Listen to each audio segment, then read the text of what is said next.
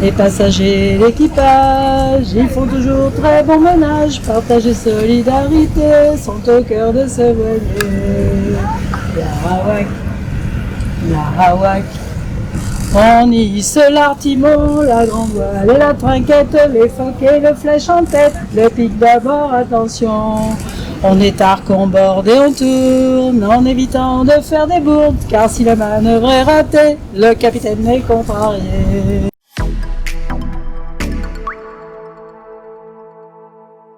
C'est le dernier tonnier d'Etel, l'Arawak, deux mâts en bois classé bateau d'intérêt patrimonial, navigue actuellement sur les eaux du bassin d'Arcachon.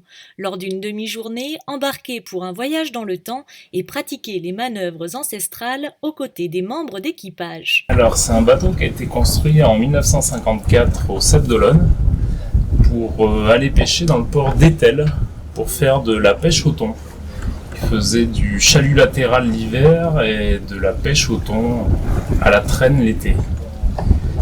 Et il a continué à pêcher jusqu'en 1983 à Etel, où il a été le dernier au port d'Etel des thoniers en bois à vendre du thon à Etel, parce que les bateaux après sont partis dans un autre port, il n'y avait plus de bateaux de pêche à Etel. Le bateau fait 100 tonnes, il fait 21 mètres au pont, 30 mètres hors tout et 6 mètres de large. Et on a environ 340 mètres carrés de voilure. Dans la navigation traditionnelle, ce qui m'intéresse, c'est le fait qu'on ne peut rien faire tout seul. Donc on est obligé de tenir compte des autres, ce qui est de moins en moins fréquent dans notre société.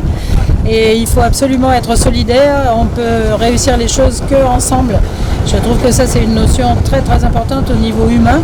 Ensuite, l'autre chose qui me tient à cœur, je suis une femme et donc je trouve que ce qui est important, c'est la parité homme-femme, c'est-à-dire qu'ici on ne dit pas les femmes font ci et les hommes font ça, chacun fait en fonction de sa force mais pas en fonction de son sexe, et donc je trouve que ça c'est intéressant aussi parce que ça permet de trouver chacun des capacités, et pour les personnes en insertion ou malades, c'est aussi le grand enjeu, c'est de trouver de l'autonomie, de se trouver des capacités, et donc ça c'est source de joie, et ça pour moi et de bonheur, ça c'est fondamental. L'Arawak, un ketchoric faisant 70 tonneaux, à quai ou sur l'Atlantique, aura comblé bien de matelots.